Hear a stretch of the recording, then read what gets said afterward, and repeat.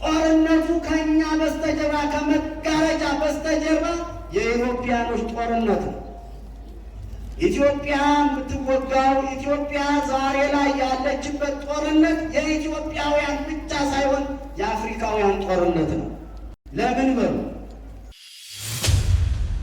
በቂ የሆነችውን ሀገራችን ኢትዮጵያውያን በተባበረ ክንድ በአንድነት እኛ ብቻ አይደለንም። ሆነን ለመናገር ሰሚ ጠፍቶ ነው እንጂ ሰባኪ ጠፍቶ ተናጋሪ ጠፍቶ የዲፕሎማሲ ሰዎች ጠፍተው ነው እንጂ ዛሬ በየአፍሪካ ሀገሩ ነበር ይሄ የሚጮህ የነበረበት ሀገር። ከኔ በላይ ማን አለ በማለት እኔ ካልተናገርኩ አገር አይቀናም፣ እኔ ካልተናገርኩ ሁሉ ነገር አይሳካም፣ እኔ ካላየሁት፣ እኔ ካልነካሁት፣ እኔ ከሌለሁበት ጥቅም የለውም ብሎ ማሰብ ይህም በጣም ለጉዳት ይዳረጋል። አይዟችሁ አትፍሩ፣ ከዛሬ ጀምሮ የሚያስጨንቋችሁን የሚያስጠብቋችሁን ግብፃውያንን ደግማችሁ አታዩም፣ ደግማችሁ አታዩም። የእግዚአብሔር ቃል ይህን ብሏል።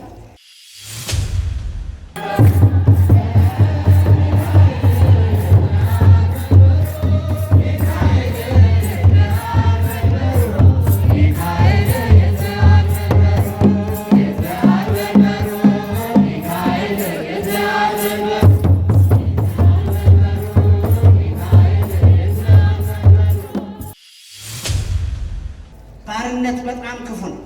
ነፃነትን ተገፎ እንደመኖር ከባድ የለም። ሰላም አጥቶ እንደመኖር ከባድ የለም። በችግር ውስጥ እንደመኖር ከባድ የለም።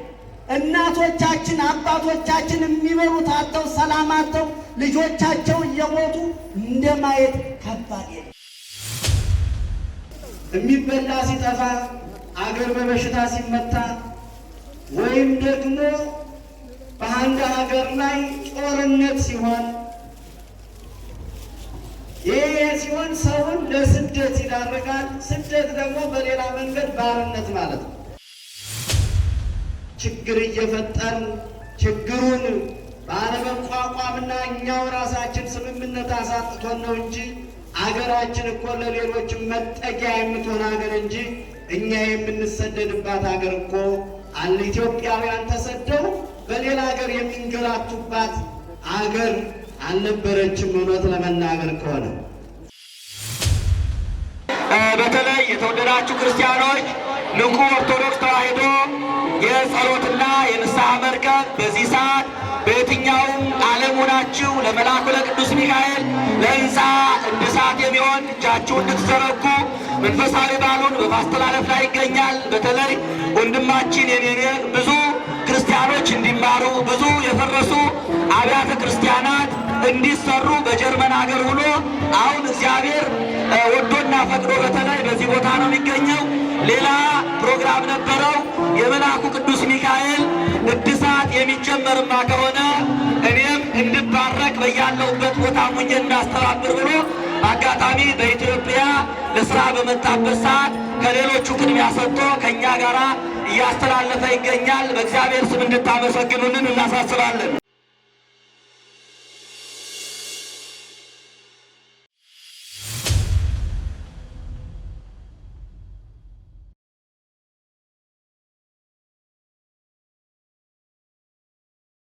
ሰአሊ ለነ ሰአሊ ለነ ሰአሊ ለነ ሰአሊ ለነ ሰአሊ ለነ ሰአሊ ለነ አሃ ማርያም እመብዙኃን ማርያም ለኢትዮጵያ ማርያም እመብዙኃን ማርያም እመ ኢትዮጵያ ዘምኝልን ለምኝልን ለምኝልን ለምኝልን ለምኝልን ለምኝልን ማርያም የሁሉ እናት ማርያም ለሀገራችን ማርያም ለምን ዝም ትላላችሁ? የሁሉ እናት ሰአሊ ለነ ሰአሊ ለነ ሰአሊ ሰአሊለን ሰአሊለን ሰአሊለን ሰአሊለን ማርያም እመብዙኃን ማርያም እመብዙኃን ማርያም እመብዙኃን እመመለኮት ለምኝልን ለምኝልን ለምኝልን አሜን ለምኝልን ለምኝልን ለምኝልን ማርያም የሁሉ እናት ማርያም ለሀገራችን ማርያም ለኢትዮጵያ ማርያም ጸናጽል ጸናጽል ጸናጽል ጸናጽል ጸናጽል ለአሮን ካህን ጸናጽል ጸናጽል ጸናጽል ጸናጽል ጸናጽል ለአሮን ጽላተ ሙሴ ጸባቶ ዘሲና ጽላተ ሙሴ ጸባቶ ዘሲና ጸናጽል ጸናጽል እጃችሁ ጸናጽል ጸናጽል ለአሮን ካህን ጸናጽል ጸናጽል ጸናጽል ጸናጽል ጸናጽል ለያሬድ ካህን ጽላተ ሙሴ ጸባቶ ዘሲና ጽላተ ሙሴ ጸናጽል ጸናጽል ጸናጽል ጸናጽል ጸናጽል ለአሮን ካህን ጸናጽል ጸናጽል እስኪ እጃችሁ እስኪ ከፍ በአውሮፓም በአረብ ሀገራትም በአሜሪካም በየትኛውም ቦታ ያላችሁ በንቁ ኦርቶዶክስ ተዋሕዶ የጸሎትና የንስሐ መርከብ የምትከታተሉ የህንፃ እድሳት አካውንቱና የሚያስፈልጉ ነገሮች በዚያ ቦታ ላይ ስለምታገኙ በያላችሁበት ሆናችሁ መልአኩ ቅዱስ ሚካኤል የእናንተን ሕይወት እንዲያድስ፣ የእናንተን ሕይወት እንዲባርክ፣ የእናንተን ሕይወት እንዲያስተካክል፣ የተጨነቃችሁበት ጉዳይ ካለ ደግሞ ለመልአኩ ለቅዱስ ሚካኤል ነግራችሁ መልአኩ ቅዱስ ሚካኤል ፈጥኖ ችግራችሁን ስለሚረዳ ይህን ሁሉ እንድታደርጉ እናሳስባለን። በስመ አብ ወወልድ ወመንፈስ ቅዱስ አሐዱ አምላክ አሜን። ብፁዕ አባታችን ብፁዕ አቡነ ናትናኤል በኖርዝ አሜሪካ የኮሎራዶና የአካባቢው አህጉረ ስብከት ሊቀ ጳጳስ ቆሞስ አባ መላከ ሕይወት አባ ወልደ ኢየሱስ መላከ ሰላም ቆሞስ አባ ቃለ ጽድቅ ዶክተር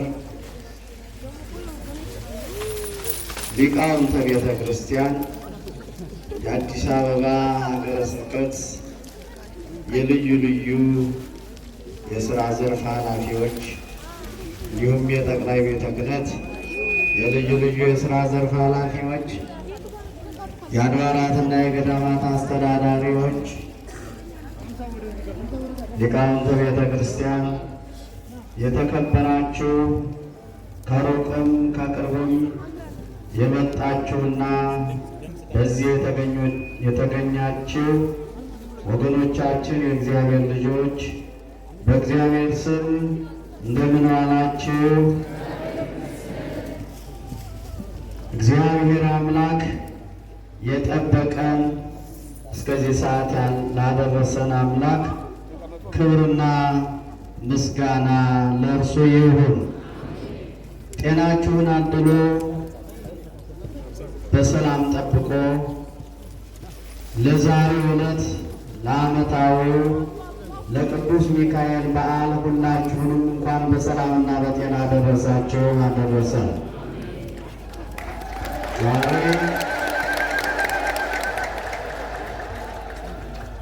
እንግዲህ አገልግሎቱ የጀመረው ከዋዜማው ነው። ማህሌቱንም ሊቃውንተ ቤተ ክርስቲያን ሌሊቱን ሙሉ አድረዋል። እግዚአብሔርን ሲያመሰግኑ አድረዋል። እንዲሁም እናንተም ደግሞ በሌሊት መጥታችሁ ለእግዚአብሔር የሚገባውን ምስጋና፣ ስጦታ፣ እልልታ ይህን ሁሉ በጎ የሆነውን ነገር ሁሉ ስታደርጉ አርፍዳችኋል። እግዚአብሔርም ደግሞ በዚህ ዕለት እናንተን ይባርካል፣ ሁላችንንም ይባርካል። እግዚአብሔር ከልዩ ልዩ ቦታ ከልዩ ልዩ ፈተናዎች አሳልፎ በዚህ ለዛሬው ዕለት በዚህ ዕለት አድርሶ በዚህ ዕለት ቁመን ስለ ሀገራችን፣ ስለ ቤተ ክርስቲያናችን፣ ስለ ራሳችን እንድንጸልይ ያደረገን አምላክ ክብር ምስጋና ለእርሱ ይሁን። ዛሬ እኔ አጠር አድርጌ ትምህርቱን በሚገባ እንደው ከዚሁ ከስጦታ ጥየቃው ጋር በተዋሃደ መንገድ ጥሩ አድርገው መምህሩ አጠር አድርገው አስተምረዋል። እኔም ደግሞ እንደው ዕለተ ሰንበት ነው፣ እንደገናም ደግሞ እኩለ ቀን ሆኗል። እናንተም ደግሟችኋል፣ ሁሉም ደግሞታል። አጠር ለማድረግ እሞክራለሁ። ዛሬ ታሪኩ እንደምታውቁት ሁላችሁ የእስራኤላውያን ታሪክ ነው። የእስራኤላውያን ታሪክ እስራኤላውያን ታሪካቸው በእግዚአብሔር የተመረጠ ሕዝብ የመሆን ታሪክ አለው። የባርነት ታሪክ አላቸው። የሰቆቃ የመከራ ጊዜ ታሪክ ያሳለፉት ታሪክ አላቸው። እንደገና ደግሞ የነጻነት የድል ታሪክ አላቸው። የምስጋናም ታሪክ አላቸው። ይህ በመጀመሪያ የተመረጠ ሕዝብ እግዚአብሔርን እንዲያመልክ ለእግዚአብሔር በምስጋና እንዲኖር የተፈጠረ ሕዝብ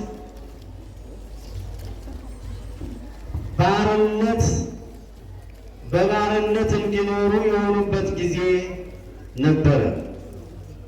ባርነት እንደምታውቁት በጣም ከባድ አስቸጋሪ የሆነ መብትን ገፋፊ ነፃነትን ገፋፊ የሆነ ነገር ባርነት በተመረጠው ሕዝብ በእግዚአብሔር ሕዝብ ላይ ባርነት ወድቆበት ነበር።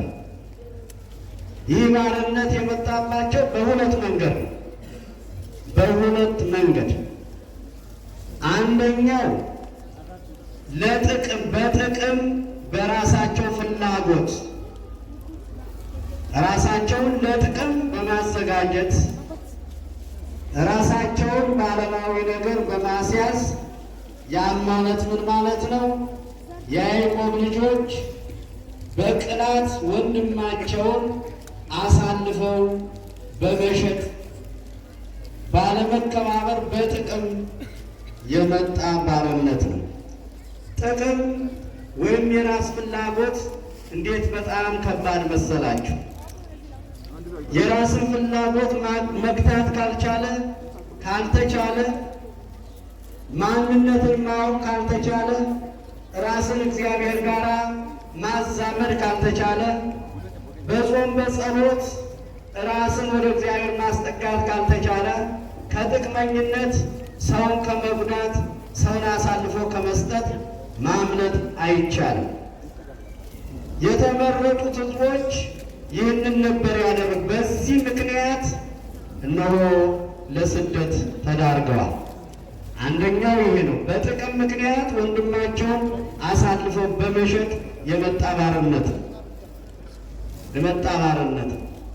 ራስን መውደድ እግዚአብሔር ጋራ ራስን በጸሎት በማገናኘት የሚሰራ ነገር ሁሉ በበጎ ነው። ነገር ግን ፍላጎትን በማስቀደም ጥቅምን በማስቀደም የሚሰሩ ስራዎች ሁሉ ራስን በማስቀደም ራስን የበላይ በማድረግ በተለያየ መንገድ ገንዘብ በመሰብሰብ ሊሆን ይችላል፣ ስልጣን በማካበት ሊሆን ይችላል፣ በተለያየ መንገድ ወይም ደግሞ አቋቆ ለመባል በሚደረግ ሊሆን ይችላል። በእንደነዚህ አይነት ነገሮች የሚመጡ ነገሮች ሁሉ ሰውን ለውድቀት ይዳርጋሉ። ሰውን ብቻ አይደለም፣ አካባቢን ጨምሮ ይዞ ይጠፋል፣ አገርን ይዞ ይጠፋል። ለሕዝብ ለሰላማዊ ሕዝብ መከራና ችግር መምጫ ምክንያት ይሆናል። ስለዚህ ሁለት ነገር ሰዎች ሊጠነቀቁ ይገባቸዋል። ለባርነት የሚዳርጉ ሁለት ነገሮች አሉ። አንደኛው ውስጣዊ ማንነትን ባለማወቅ። ውስጣዊ ማንነት ማለት በጸሎት አለመወሰን፣ እግዚአብሔርን አለማወቅ፣ በጎነት ማጣት፣ ሰላም ማጣት። እነዚህ ከውስጣችን ሲጠፉ በቀጥታ የፍላጎቶቻችን ባሪያዎች እንሆናል። ሰው የፍላጎቱ ባሪያ ከሆነ የሚሰራቸው ስራዎች ሁሉ ዋጋ ሊያገኝባቸው አይችልም። ሌላው ደግሞ በውጭ በመገፋፋት ቅድም እንዳልኳችሁ ስልጣን በመፈለግ ከኔ በላይ ማን አለ በማለት እኔ ካልተናገርኩ አገር አይቀናም፣ እኔ ካልተናገርኩ ሁሉ ነገር አይሳካም፣ እኔ ካላየሁት፣ እኔ ካልነካሁት፣ እኔ ከሌለሁበት ጥቅም የለውም ብሎ ማሰብ፣ ይህም በጣም ለጉዳት ይዳረጋል። እስራኤላውያንን የተመረጠውን ሕዝብ ለባርነት የዳረጋቸው አንዱ ይሄ ነው። ሌላው ሁለተኛው እስራኤልን ለባርነት የዳረጋቸው ወይም ደግሞ በዓለም ላይ ማንኛውም ሰው ለመከራ ለባርነት የሚዳርጉ ነገሮች መብትን በአግባቡ አለመጠቀም። ያ ማለት ምን ማለት ነው? አንዳንድ ጊዜ ሰዎችን ለባርነት የሚዳርጋቸው ተፈጥሯዊ ችግር ሊሆን ይችላል። ተፈጥሯዊ ችግር የሚበላ ሲጠፋ፣ አገር በበሽታ ሲመታ፣ ወይም ደግሞ በአንድ ሀገር ላይ ጦርነት ሲሆን፣ ይሄ ሲሆን ሰውን ለስደት ይዳርጋል። ስደት ደግሞ በሌላ መንገድ ባርነት ማለት ነው። እስራኤላውያን በእነዚህ በሁለት ምክንያት ነው የሄዱ። በሀገራቸው ላይ ረሃብ መጣ። በረሃብ ምክንያት ወደ ግብፅ ወረዱ። የመጀመሪያው በምቀኝነትም በሉት በጥቅመኝነት ወንድማቸውን በመሸጥ ወደ ግብፃውያን ወርደዋል፣ ወደ ግብፅ ወርደዋል። ስለዚህ በግብፅ አሁን በእነዚህ ስደቶች ምክንያት እስራኤላውያን በግብፅ ሲኖሩ ለተወሰነ ጊዜ የሚያውቃቸው የሚያመሰግናቸው ንጉሥ እስከነበረ ጊዜ ድረስ ለተወሰነ ጊዜ በሰላም መኖር ችለው ነበር። በሰላም መኖር ችለው ነበር። ኋላ ነገሮች እየተቀየሩ ሲመጡ እስራኤላውያን እንደመሆናቸው መጠን ግብፃውያን እነሱን ሊያስጠጓቸውና እንደ ግብፃውያን አድርገው ሊያኖሯቸው አልፈልጉም። በዚህ ውስጥ ብዙ መከራ፣ ቅድም በትምህርቱ እንደተነገራችሁ ብዙ መከራ፣ ብዙ ችግር መጥቷል። እነዚህ እስራኤላውያን በግብፃውያን ሲኖሩ ሊበዙ ይችላሉ፣ ስልጣን ሊጋሩን ይችላሉ። የእኛን ስልጣን ይወስዳሉ፣ የእኛን ስራ ይወስዳሉ፣ የእኛን ጥቅም ይጋራሉ። እንዳውም እንዲህ ብናረግ ብለው የታወጀውን አዋጅ ታውቃላችሁ። ቅድምም በትምህርቱ ጠቆም ተደርጎላችኋል። ወንድ የወለደ ሁሉ ወንድ እንዲሞት ተብሎ አዋጅ ወጥቷል በዚህ ሀገር ላይ። እንዲህ እያለ በእስራኤላውያን ላይ ብዙ መከራ፣ ብዙ ችግር፣ ብዙ ስቃይ፣ ይህ ነው ሊባል የማይችል መከራና ሰቆቃ ወረደባቸው። ልጆቻቸው ሕፃናቱ ሲወለዱ እየተጣሉ እየታረዱ እየተገደሉ ማየት ጀመሩ። ወደ እግዚአብሔር እሪ ማለት ማልቀስ ጀመሩ። ወደ እግዚአብሔር አለቀሱ። ሰቆቃው በዛባቸው፣ መከራ በዛባቸው። ወገኖቼ ስለ ባርነት በሰው ሀገር ስለመኖር እንዲያውም ያለውን መከራ እናንተ ብዙዎቻችሁ የምታውቁት ይመስለኛል። ቀና ብሎ መሄድ አይቻልም። በሰው ባህል ውስጥ በሰው ሀገር ውስጥ ምንም ቢኖራችሁ፣ ገንዘቡ ቢኖራችሁ፣ ቤቱ ቢኖራችሁ፣ መኪናው ቢኖራችሁ በሰው ሀገር ላይ እንደ ሀገር ምንም ነገር የለም። አንገትን ቀና ብሎ የሚገድበት እንደ ቢበሉት የሚጣፍጥ ቢኖሩት ኑሮ የሚመች የሚደላ ሰው በሀገሩ ሲኖር በሀገር ተወልዶ በሀገሩ ኑሮ በሀገሩ ሲሞት ነው ሰው የሚያምርበት። በስደት ያሉ ወገኖቻችሁን ታውቃላችሁ። ስለ እናንተ ስለ ስደት አልነግራችሁም። በሌላ መንገድ ባርነት ነው፣ ባርነት ነው። እዚያ የሚኖሩትን ሰዎች ያህል መኖር አይችልም። ሰው ተሰዶ ከባህሉ ከሀገሩ ተሰዶ ከሀገሩ ተሰዶ በዓለም የሚኖሩትን ወገኖቻችሁን ልታዩ ልታስታውሱ ይገባችኋል። በየትኛውም ዓለም ባደጉ ሀገር እንኳ ቢኖሩ በሲስተም የሚኖርበት ሀገር እንጂ እንዲህ ተንደላቆ የሚኖርበት ሀገር አይደለም። ስለዚህ እግዚአብሔር እኮ እንዴት አይነት ሀገር ነው የሰጠን! እኛው ራሳችን በጣም ችግር እየፈጠርን ችግሩን ባለመቋቋምና እኛው ራሳችን ስምምነት አሳጥቶን ነው እንጂ አገራችን እኮ ለሌሎች መጠጊያ የምትሆን ሀገር እንጂ እኛ የምንሰደድባት ሀገር እኮ አለ። ኢትዮጵያውያን ተሰደው በሌላ ሀገር የሚንገላቱባት አገር አልነበረችም፣ እውነት ለመናገር ከሆነ። ስለዚህ እስራኤላውያን ይህ መከራ ሲበዛባቸው ሌላ ምን መጠጊያ የላቸው። ቀን በቀን ነገሮች ሕጎች እየተቀየሩ በእነሱ ላይ ጫና እየበዛባቸው መከራ እየመጣባቸው መጣ። ሰው በችግር ጊዜ ከልብ ከጸለየ ወደ እግዚአብሔር ከጮኸ እግዚአብሔር ፍጥረቱን ዝም አይልም። በዚህ ሰዓት ሌላ ማንም አልነበራቸውም። የፈርዖን አገዛዝ በእነሱ ላይ ጸንቶ መከራ ሲደርስባቸው፣ ችግር ሲደርስባቸው፣ በችግር ወገባቸው ሲጎብጥ፣ ዓይናቸው በእንባ ሲያብጥ፣ ዓይናቸው እያነባ ፊታቸው ሲያብጥ፣ ዓይናቸው ሲታመም የደረሰላቸው እግዚአብሔር ነው። ክብር ምስጋና ለእርሱ ይሁን። ዛሬ የፈርዖን አገዛዝ የፈርዖን በባርነት አገዛዝ እንዴት ከባድ መሰላችሁ? በጣም ከባድ፣ በጣም ከባድ። ነገር ግን እግዚአብሔር ከምድራውያን ሰዎች እነ ሙሴን እነ አሮንን እነ ኢያሱን አስነሳ እስራኤላውያንን ለመርዳት። በመካከልም ራሱ ጣልቃ እየገባ ከቅዱሳን መላእክት ቅዱስ ሚካኤልን ላከው። ያንን የሚያለቅስን ሕዝብ ለመርዳት እንደምታውቁት እንዴት አድርገው አስጨንቀው ይዘዋቸው እንደነበረ ታውቃላችሁ። በምድረ በዳ እንኳ ሲሄዱ እየተከተሉ መሪዎቻቸውን እስከ መጠራጠር ድረስ የደረሰ ሕዝብ ነበር። እነ ሙሴ ሲመሯቸው አይዟችሁ እግዚአብሔር ከእኛ ጋር ነው ሲላቸው አልሰማቸው እያሉ እኛ ግብፅ ብንኖር ይሻለን ነበር፣ እዚህ ምድረ በዳ ላይ እዚህ መጥተው እኛንም ከሚፈጁን እዚያው ግብፅ እንዳለን ብንቀር ይሻል ነበር ብለው እስከሚመኙ ድረስ ችግር ያን ያህል ነበር የወደቀባቸው።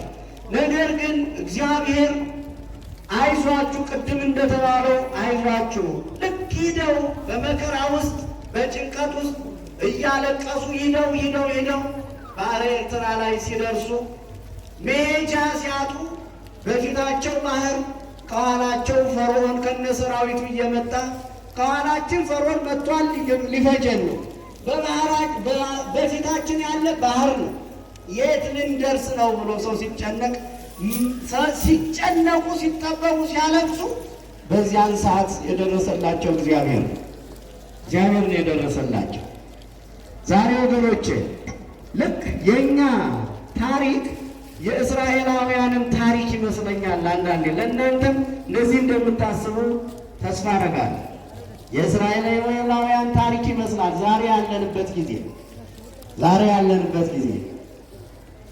ዛሬ ባርነቱ ድሮ የሰው ልጅ እየጎተቱ መውሰድ፣ ያለ ፈቃዱ በመኪናም በመርከብም ጭኖ መውሰድ ነበር ባርነት። እንደ ከብት ሰውን መሸጥ ነበረ ባርነት የሚባለው። ያ ዘመን አልፏል። ዛሬ ግን ባርነት ማለት ሳይኮሎጂካሊ ሜንታሊ ነው፣ ፊዚካሊ አይደለም። የዛሬው ባርነት የረቀቀ በጣም የረቀቀ ግን ከበፊቱ ደግሞ በጣም የከፋ 10 እጅ የከፋ ባርነት ነው ዛሬ በምድራችን ላይ ያለ። ስለ ድሮ ባርነቶች ካስታወሳችሁ የሳውዝ አፍሪካን ሕዝብ ማስታወስ ቀላል ነው። እንዴት ይኖሩ እንደነበረ የገጠማችሁ ያያችሁ ሰው ትኖራላችሁ። አፓርታይድ ሙዚየም ዛሬ ብትሄዱ ታዩታላችሁ። የምን ያህል ስቃይ ታሪካቸውን ታውቃላችሁ። የምን ያህል መከራ በተወለዱበት ሀገር በሚኖሩበት ሀገር የምን ያህል መከራ እንዳዩ መሬታቸው የምን ያህል እንደተቆፈረ ከተማቸው ያ የተቆፈረ የወጣ ወርቅና ብር የብሪቲሽን ቤተ መንግስት የገነባ ነው። የኩዊኗን ቤተ መንግስት የገነባ ነው። ዛሬ የኢትዮጵያውያን የነጮችን ቤት የገነባ ነው። በአጠቃላይ ዩሮፕን የመሰረተ የአፍሪካ ሀብትና ንብረት ነው። በባርነት ጉሮሯቸውን እየተያዙ ራሳቸውን እያስቆፈሩ አንሰራም ሲሉ እንኳ እየገረፉ እየደበደቡ በውሻ እያስበሉ ጋዝ እያረበረቡ እያቃጠሉ እንዲህ አድርገው ባርነት ይህን ይመስላል ወገኖቼ። ፊዚካል ባርነት ይህን ይመስላል። ሌላ ከዚህ ተነስተው ከዌስት አፍሪካ አንስተው እስከ አሜሪካ ያሉ ጥቁሮች የአሜሪካ የኒውዮርክ ከተማ የተመሰረተው በጥቁሮች ደም ላይ ነው። ታሪኩን ታውቁ ይሆናል። የአሜሪካ ሬልዌይ የባቡር መንገድ የተዘረጋው በጥቁሮች ነው።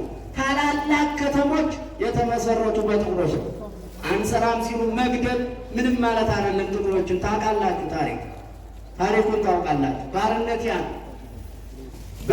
በካረቢያን ሀገር የሄዱ አፍሪካውያን ዛሬም ያሉ የሚኖሩ ምን ያህል መከራ እንዳሳለፉ ምን ያህል ስቃይ እንዳሳለፉ ቦታው ድረስ ሄዳችሁ ማየት ትችላላችሁ። ጃማይካ የሄዳችሁ ሰዎች፣ ቦታውን የጎበኛችሁ ሰዎች ትኖራላችሁ። እግራቸው እንዴት ይታሰር እንደነበረ ከዚያም ማለፍ ሲል ደግሞ እግራቸውን በብረት ታስረው ከነነፍሳቸው ባህር ይጣሉ እንደነበረ ታውቃል። ታሪክ ይናገራል። ባርነት ያ ነው። እስራኤላውያንም እንዲህ አይነት ባርነት ጸንቶባቸው ነው የት እንድረስ ብለው ወደ እግዚአብሔር የጮሁበት። ባርነት ክፉ ነው ወገኔ፣ ባርነት በጣም ክፉ ነው። ነፃነትን ተገፎ እንደመኖር ከባድ የለም። ሰላም አጥቶ እንደመኖር ከባድ የለም። በችግር ውስጥ እንደመኖር ከባድ የለም። እናቶቻችን አባቶቻችን የሚበሉት አጥተው ሰላም አጥተው ልጆቻቸው እየሞቱ እንደማየት ከባድ የለም። በጣም ከባድ። በዚህ ጊዜ ግን የደረሰ እግዚአብሔር ነው። የደረሰላቸው እግዚአብሔር ያለቅሱ ስለነበረ ያወጣቸው ያዳናቸው ጣልቃ እየገባ እግዚአብሔር ነው። ሙሴ ቅድም መምህር ያሬድ እንደተናገሩት አይዟችሁ አትፍሩ፣ ከዛሬ ጀምሮ የሚያስጨንቋችሁን የሚያስጠብቋችሁን ግብፃውያንን ደግማችሁ አታዩም። የእግዚአብሔር ቃል ይህን ብሏል። እኛም መከራ እንዳናይ ችግር እንዳናይ ሞተ፣ እንዲህ ይህን ያህል ሰው ሞተ፣ ይህን ያህል ሰው ታረደ፣ ይህን ያህል የሃይማኖት ተቋማት ተቃጠሉ፣ በዚህ እንዲሆነ የሚባለው ጭንቅላታችን ልባችን ደምቷል። እውነት ዛሬ ደስ ብላችሁን የቆማችሁ ስለ ኢትዮጵያ ስታስቡ ልባችሁ አይደማም? ልባችሁ አታለቅ አያስለቅስም? ያስለቅሳል። ነገር ግን ወደ እግዚአብሔር ደግሞ ከጸለይን ወደ እግዚአብሔር ከጮህን ደግሞ እስራኤላውያንን የሰማ እግዚአብሔር እኛን የማይሰማበት ምንም ምክንያት የለም። ልባችን ክፉ ካልሆነ፣ ልባችን ሩቅ ካልሆነ፣ ጎጠኝነቱ ጎሰኝነቱ ክፉ ሰዎች ስለዘሩብን ስለለያዩን በዚያ ስለቆም በጎጠኝነቱ በወንዝነቱ በዘረኝነቱ በጎሳነቱ ተደምተን ተከልለን ስለተያዝ ወደ እግዚአብሔር መጮህ አቅቶናል። እግዚአብሔርም ሰምቶ ችግራችንን መቅረፍ አንድ ላይ ሆነን አልጮህንም። አንድ ላይ ሆነን አልጮህንም። አንድ ላይ ሆነን እንታያለን እንጂ አንድ ላይ ቁሞ እግዚአብሔር ያናል እንጂ በእርግጠኝነት እኛ ልባችን አንድ ነው። አንድ ከሆነ እግዚአብሔር የኢትዮጵያን መከራ አይፈልግም። ኢትዮጵያ ታበጽሕደው ያበ እግዚአብሔር የተባለች ሀገር እግዚአብሔር መከራ እንዲያበዛባት አይፈልግም። እግዚአብሔር የእኛ ልብ ደንድኗል ይመስለኛል ወገኔ። የእኛ ልብ በጣም ከእግዚአብሔር ርቋል ይመስለኛል።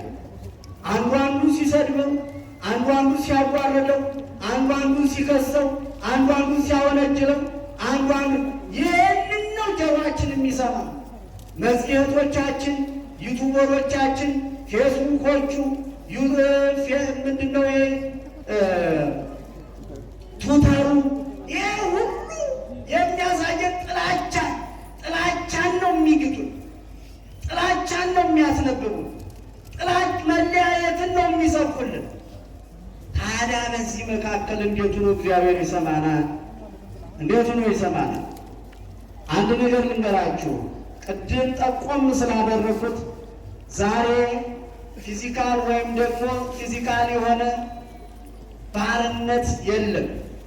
ዛሬ ነጮች ዌስተርኑ ዓለም ለአፍሪካውያን የሚዘረጋለት ሲስተማቲካል የሆነ ሳይኮሎጂካል የሆነ ባርነት ነው እየተዘረጋልን ያለው። ይህን ልታውቁ ይገባል።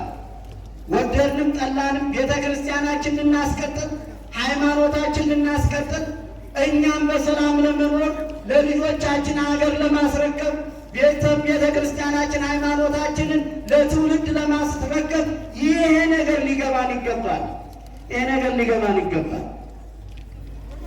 ዛሬ ይሄ እኮ የእኛ ያለው ጦርነት ብዙ አይከብድም ነበር። የወንድማማቾች ጦርነት እየተባለ የሚነገርለት ዛሬ እኮ ይሄ ለእኛ አይከብደንም ነበር። ግን ጦርነቱ እንዳይመስላችሁ የኛው አይደለም። ጦርነቱ ከእኛ በስተጀርባ ከመጋረጃ በስተጀርባ የኢትዮጵያኖች ጦርነት ነው። ኢትዮጵያ የምትወጋው ኢትዮጵያ ዛሬ ላይ ያለችበት ጦርነት የኢትዮጵያውያን ብቻ ሳይሆን የአፍሪካውያን ጦርነት ነው። ለምን በሉ እግዚአብሔር ከዚህ መከራ እንዲያወጣን እንድንጸልይ፣ እግዚአብሔር ይህን መከራውን እንዲያሳጥርልን መጸለይ ስላለብን ማወቅም ስላለብን። ለምንድን ነው ይሄ የሆነው?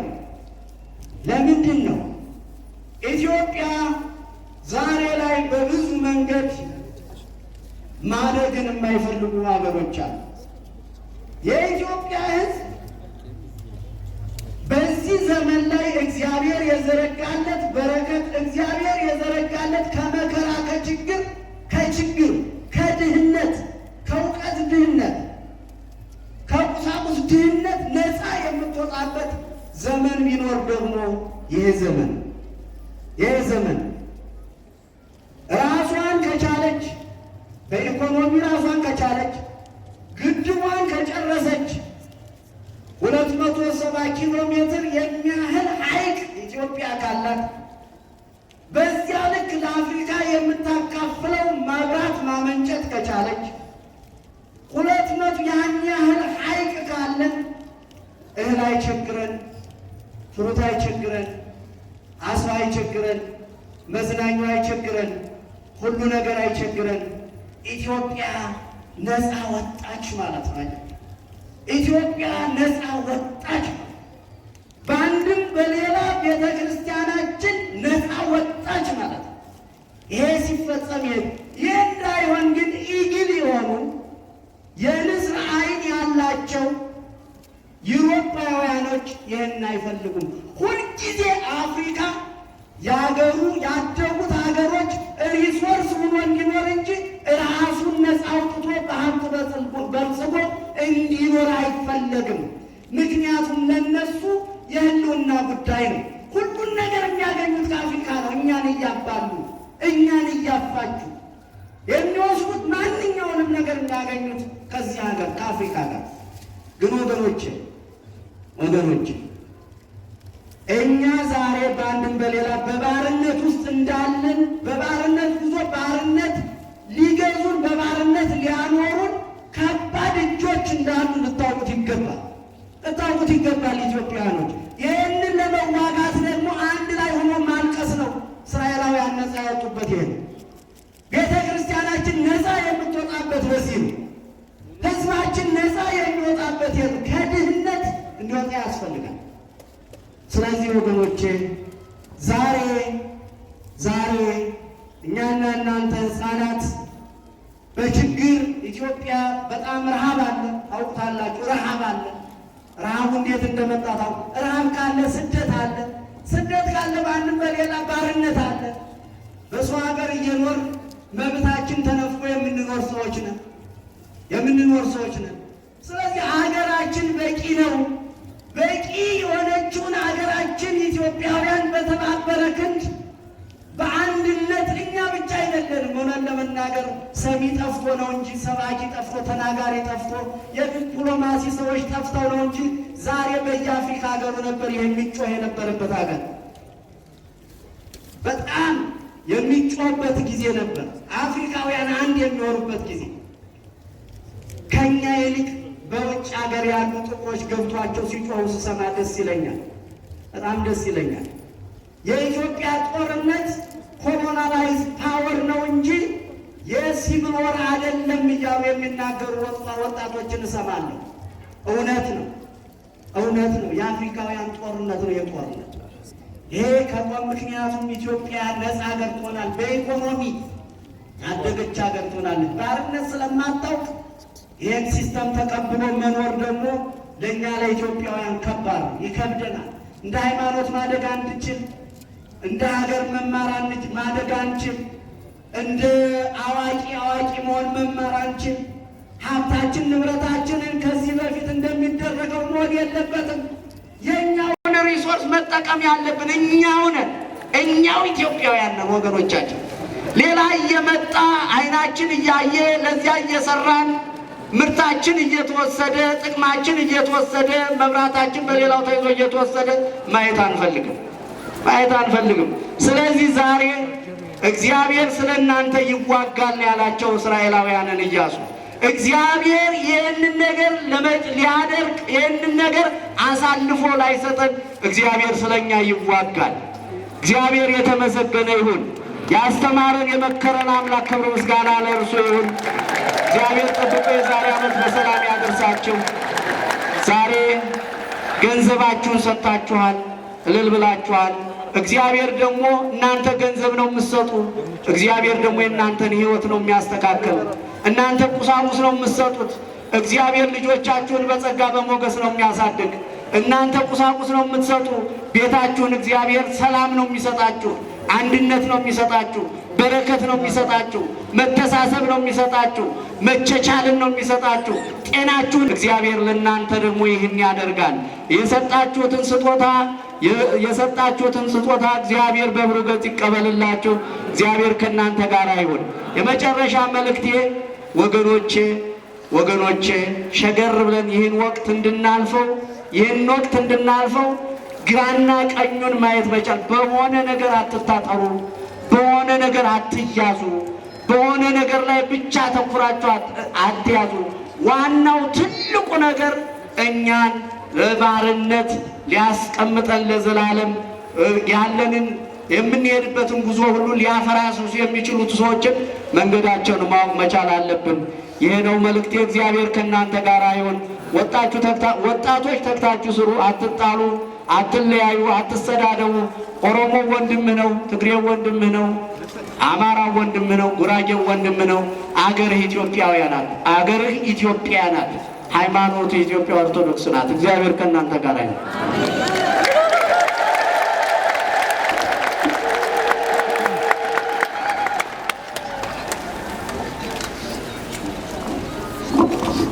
አምላካችን ሆይ በዓሉን የሰላም የፍቅር የበረከት በዓል አድርግልን። ጠብቀህ የዛሬ ዓመት በሰላም አደርሰን። በሀገራችን ላይ ያለውን መከራ ደግሞ አስወግድልን። አምላካችን ሆይ አንተ ሁሉን ነገር ማስወገድ ትችላለህ፣ ማድረግ ትችላለህ። ሁሉን ነገር አሳልፈን ለአንተ እንሰጥሃለን። ከሩቅም ከቅርብም የመጡት ልጆች በረከት ለማግኘት ነውና የበረከት የሰላም አባት አንተ ስለሆን ሰላምና ፍቅርህን በረከትህን ለሁላቸው አድላቸው። ጠብቀህ የዛሬ ዓመት በሰላም አድርሳቸው። ከመላኩ ከቅዱስ ሚካኤል ረድኤቱን በረከቱን በሁላችን ላይ ያሳድርብን። በዛሬው ዕለት ጋብቻቸውን የፈጸሙትን ልጆችን ወልደ ሰንበትና ጽጌ ማርያምን ባርካቸው። ጋብቻቸውን የአብርሃምና የሳራ ጋብቻ አድርግላቸው። አቡነ ዘበሰማያት ሰማያት የምትኖር ስምህ ይቀደስ፣ መንግሥትህ ትምጣ፣ ፈቃድህ በሰማይ እንደሆነች እንዲሁም በምድር ትሁን። የዕለት እንጀራችንን ስጠን ዛሬ፣ በደላችንን ሁሉ ይቅር በለን እኛም የበደሉንን ይቅር እንደምንል። አቤቱ ወደ ፈተና አታግባን ከክፉ ሁሉ አድነን እንጂ መንግሥት ያንተ ናትና፣ ኃይል፣ ክብር፣ ምስጋና ለዘላለሙ አሜን። እመቤታችን ቅድስት ድንግል ማርያም ሆይ በመልአኩ በቅዱስ ገብርኤል ሰላምታ ሰላም እንልሻለን። በሐሳብሽ ድንግል ነሽ፣ በሥጋሽም ድንግል ነሽ። የአሸናፊ እግዚአብሔር እናት ሆይ ሰላምታ ላንቺ ይገባሻል። ከሴቶች ሁሉ ተለይተሽ አንቺ የተባረክሽ ነሽ፣ የማኅፀንሽ ፍሬ የተባረከ ነው። ጸጋን የተመላሽ ክብርት ሆይ ደስ ይበልሽ፣ ልዑል እግዚአብሔር ከአንቺ ጋር ነውና ከተወደደው ልጅሽ ከጌታችን ከመድኃኒታችን ከኢየሱስ ክርስቶስ ዘንድ ይቅርታና ምሕረትን ለምኝልን ኃጢአታችንን ያስተሰርይልን ለዘላለሙ አሜን። አሜኑ ርስትከ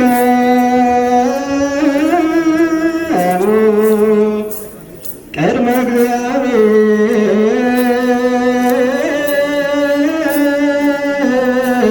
አምላክነ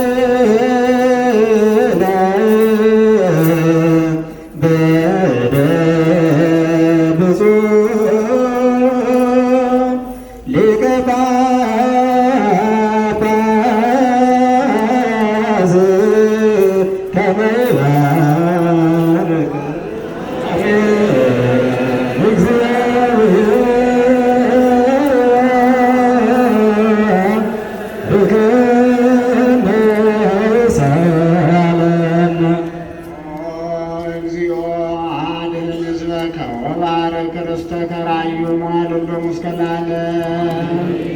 አቤቱ ጌታ ሆይ ሕዝብህን አድን፣ ርስትህንም ባርክ። አቤቱ ጌታ ሆይ ሕዝብህን አድን፣ ርስትህንም ባርክ።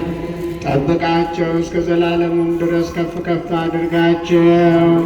በአንድ ልጅ በጌታችንና በአምላካችን በመድኃኒታችን በኢየሱስ ክርስቶስ በክቡር ደሙ የዋዣት ቤዛም የሆንካት ቅድስት ቤተ ክርስቲያንን ጠብቃት። ቅዱስ ለሆነ ሕዝብ ማደሪያ ንጹሕ ለሆነ ወገን መጸለያ ትሆን ዘንድ የጠራት በዚህች ቅድስት ቤተ ክርስቲያን መጥታችሁ ተሰብስባችሁ ጸለያችሁ የአምላካችን የመድኃኒታችን የኢየሱስ ክርስቶስ ቅዱስ ሥጋውን ክቡር ደሙን የተቀበላችሁ በማወቅ ወይም ባለማወቅ የሠራችሁትን ኃጢአታችሁን ሁሉ ይቅር ይበላችሁ። ሥጋ መለኮት ስለሚባል ሥጋው የሕግና የሥርዓት ደም ስለሚሆን ደሙ የአሸናፊ እግዚአብሔር ልጅ በድንጋሌ ሕሊና በድንጋሌ ሥጋ ትምት የምትሆን የማርያም ልጅ ኢየሱስ ክርስቶስ ባለፈው ይቅር ይበላችሁ፣ ከሚመጣውም ከክፉ ነገር ሁሉ ይጠብቃችሁ። አባቶች፣ ካህናት፣ ወንድሞች፣ ዲያቆናት፣ ወንዶችም ሴቶችን ከዚህ ቅዱስ ስፍራ የተሰበሰባችሁ ሁሉ ከኃጢአት ማሰሪያ የተፈታችሁ ንጹሐን ሆኖ እኔንም እናንተንም ለመንግሥተ ሰማያት የበቃን ያደርገን ዘንድ እግዚኦ መሐረነ ክርስቶስን በላ 12 ጊዜ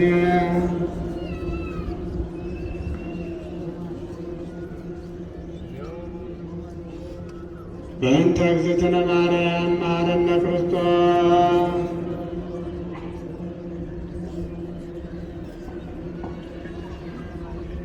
ኦ እግዚእ ኢየሱስ ክርስቶስ ሥራ ኃጢአት ኃጢአተ ኩሉ ሕዝብ ከማይሠራ ኃጢአት እግዚአብሔር ይፍታ። እግዚአብሔር ከሁላችሁ ጋር ይሁን። አሜን። እግዚአብሔር ይባርከናል።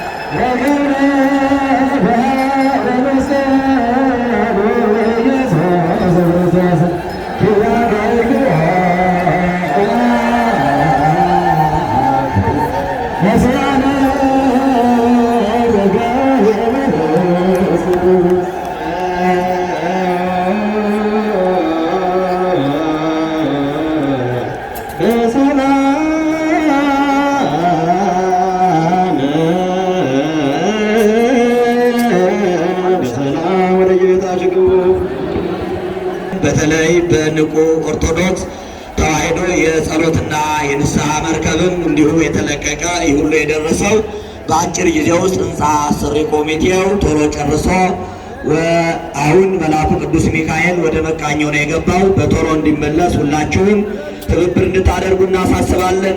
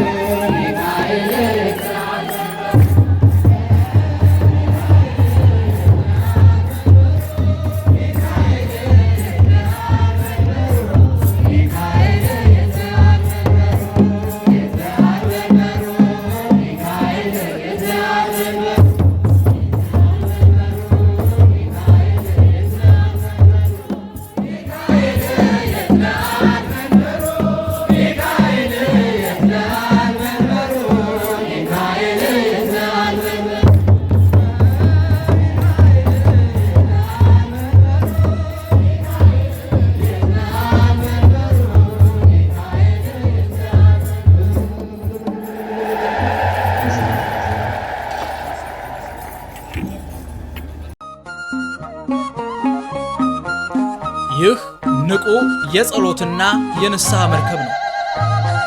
ማህበራችን ቃለ እግዚአብሔርን በመላው ዓለም እንዲዳረስ እያደረገ ይገኛል። ኦርቶዶክሳውያን ሁሉ ባሉበት በበረከት ሥራ ተሳትፈው የድርሻቸውን እንዲወጡ በመላው ዓለም በተለያየ ሁኔታና ቦታ ያሉ ኦርቶዶክሳውያን ለንስሐ ሕይወት እንዲበቁ በችግርና በጭንቀት ውስጥ ያሉ ከችግራቸው እንዲወጡ እግዚአብሔር የፈቀደላቸው ሁሉ ሌሎቹን እንዲያግዙ በማድረግ መንፈሳዊ ግዴታውን እየተወጣ ይገኛል። የዩቲዩብ ቻናላችንን ሰብስክራይብ በማድረግ ቤተሰብ ይሁኑ። ላይክ እና ሼር በማድረግ መንፈሳዊ ግዴታውን ይወጡ። የሰማይ ቤቱን በሚጠፋው ዓለም ላይ ይስሩ። ንቁ የጸሎትና የንስሐ መርከብ ነው።